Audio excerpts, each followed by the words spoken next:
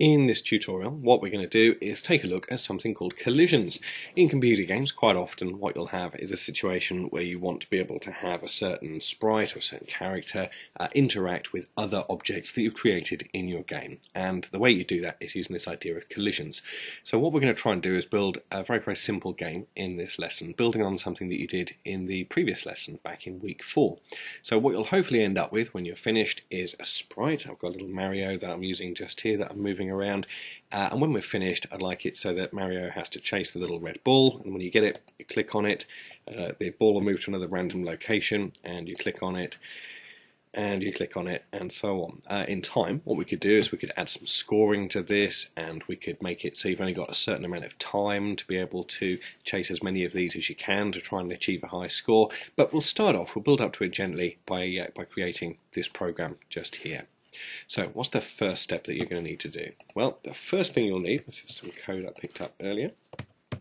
The first thing you're going to need to do is to open the work you did in week 5. Very, very simple to do. If you load up pyGame, you may find that the previous lesson's work appears on this left-hand side of the screen just here. It might not though, so if that happens to you, you can just go File, Open. You can go into your H drive. Here's all the different drives here. I'll go into my H drive, into computer science, into year 9, into pyGame, and you'll see your week 5 template that you were using just here, the one you did in, when you made the little sprite appear before. So once that's open, it'll look a little bit like this, and what you'll have is all the boilerplate code that you started with before, and you can see all the various bits of code that draw the character and make it track around and follow the mouse. Let's just make sure that does work before we move forward. So I'm just going to click on play to fire that up. And there it is, just like I had last lesson. There's my little Mario by himself, and as I move around I've got the mouse pointer there dead center on him as well, so that my collisions are going to work properly. So let's take a look at what the steps are going to be in order to get to where we want to be today. Well, the first thing that the instructions tell us to do is to make a couple of changes to the way that the program works. One of them is going to be to make it so that the mouse pointer disappears, because at the moment I've got the mouse pointer slap bang in the middle of my character and it's a bit distracting. So we're going to make it so that as long as the mouse pointer is inside the pyGame window, it's invisible. The second thing is to start to make some steps for their little targeting circle that we've got, and all I'm going to do just to start gently and build up to it is I'm going to start off by storing a set of XY coordinates for the target to appear at, which is going to be 500 pixels across and 500 pixels down from the top left corner. So these are things that get set up before we start the main game loop running. They don't need to happen over and over again. Once I've made the mouse disappear once, it'll stay invisible until I make it visible again. So I'm just going to grab those two lines and copy them, and I'm going to go into my pyGame window, scroll up to the top of my code, and this particular set of code here, that can sit just before the game loop starts. There's the game loop there, it's got a while loop, and that's going to keep running and running and running, and so I'm going to drop that in just here. I'm going to paste that into place. It doesn't need to be indented, because it's not part of the loop or anything like that. It just sits there on that left hand edge. So what difference does that make in my program? I encourage you to do this as well, and so I started playing on a regular basis. Let's click play and have a look. Always predict what you think is going to happen. I think that'll hide the mouse pointer. I think that won't look like anything, because that's just a variable. I'm just storing this pair of numbers here. Let's have a look though. There it is. So surely enough, mouse pointer's disappeared. Take the mouse pointer off the edge of the screen. Pop, comes back again. Back on, disappears. Perfect. So far, nice predictable behaviour. Okay, let's get back to the notes and see what we've got to do next. Okay, well, what we're going to do next is we're going to actually draw our little red targeting circle onto the screen. Now that's something that we want to make sure is always visible, and as you might recall from the previous lesson, one of the things we do in this game loop is, and this runs something like 60 times a second, one of the things we do in the game loop is we tell the screen to fill up with solid black colour. So if I drew my target up here before I started my game loop, what would actually happen when I ran the program is the computer would draw a red circle, and then a 60th of a second later it would clear it with a black full black screen and I would never see it ever again. So you'd need to have very, very sharp eyes to catch it for that fraction of a second. So I'm going to be drawing in here inside this event loop just here. So let's look at those lines of code we need for that. So this line of code says that our target is going to be a circle that we're going to draw. It's going to appear on the screen. That's the name of the pyGame window we've got. The circle is going to be red, and the circle is going to appear at 300 pixels across and 600 pixels down. I suppose I could have drawn it at target XY instead. And it's going to have the line thickness of the circle is going to be 20 pixels. What's the next line saying? The next line says that if player 1, that's the name we gave that Mario sprite in week 5, if player 1 makes what's called a collision or collide rectangle with the target being this thing just here, then what we're going to do is we're going to print out to the console the word hit. And we know that that's the thing we're going to do if this happens because it's indented into the screen. So let's grab that and copy. Alright, and we're going to place that, where we're going to put that? We're going to put that straight under the line. This is player 1 XY is new X position, new Y position. So let's do that. Okay, well this is that line just there. So this code wants to sit in just here. So I'm going to paste, Control V.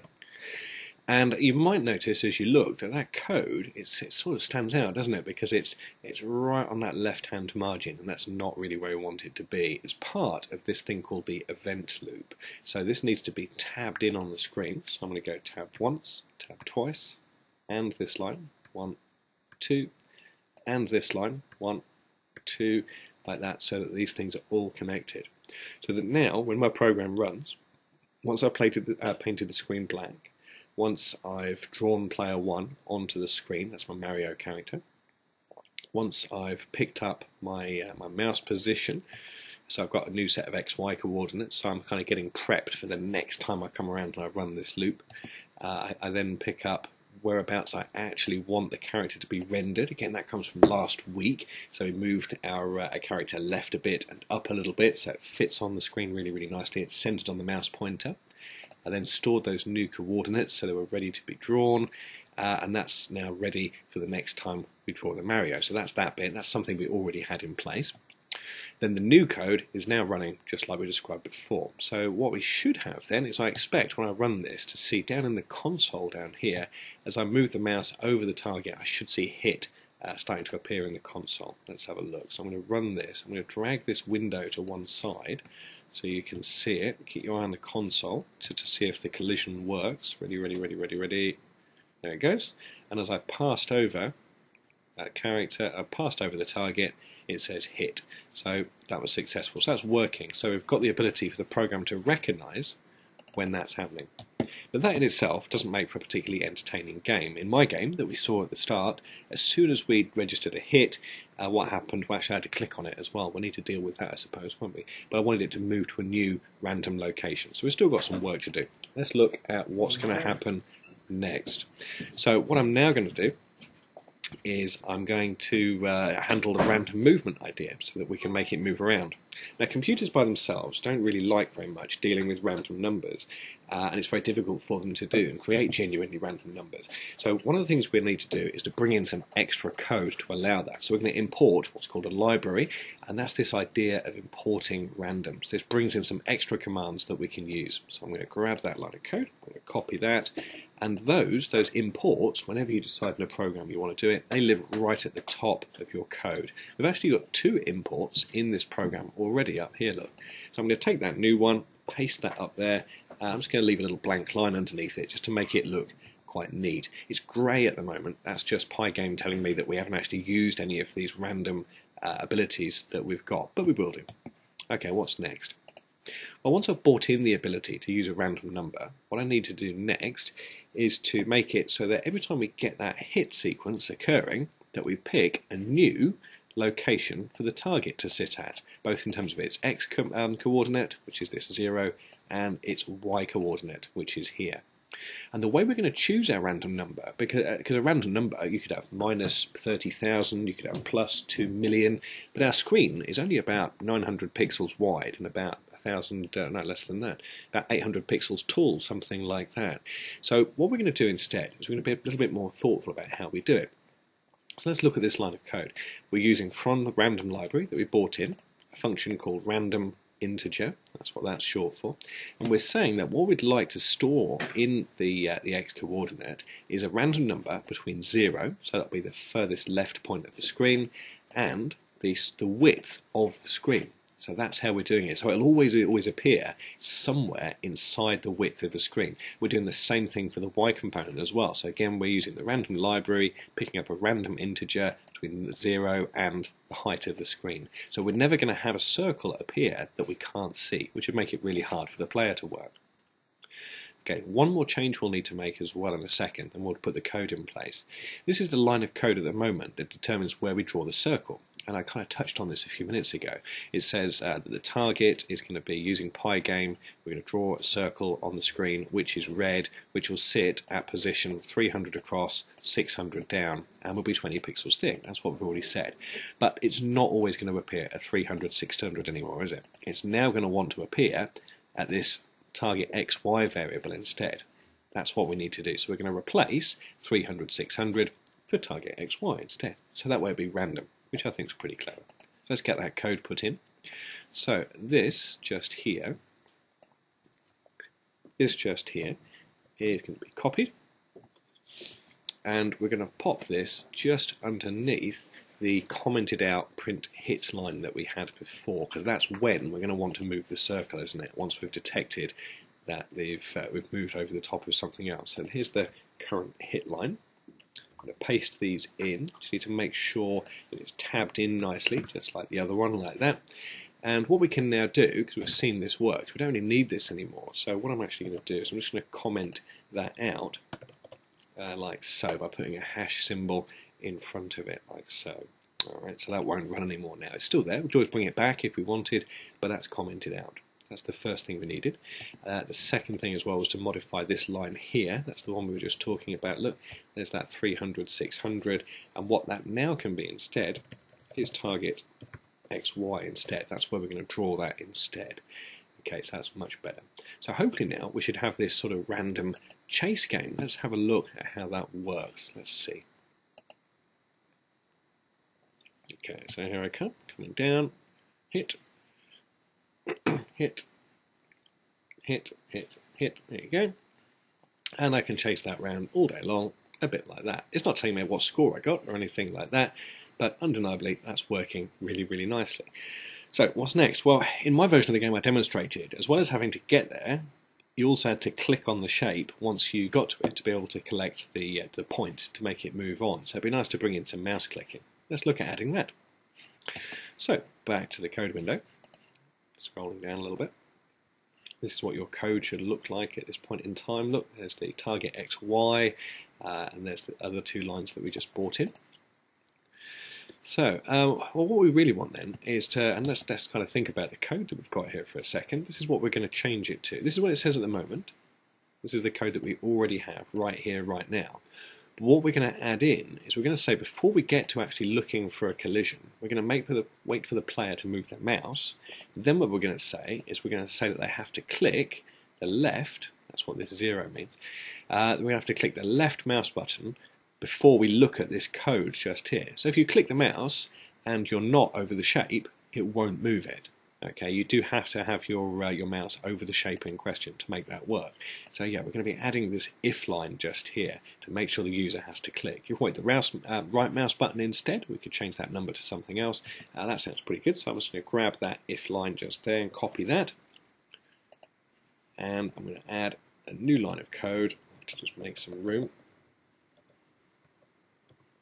And paste that into place there.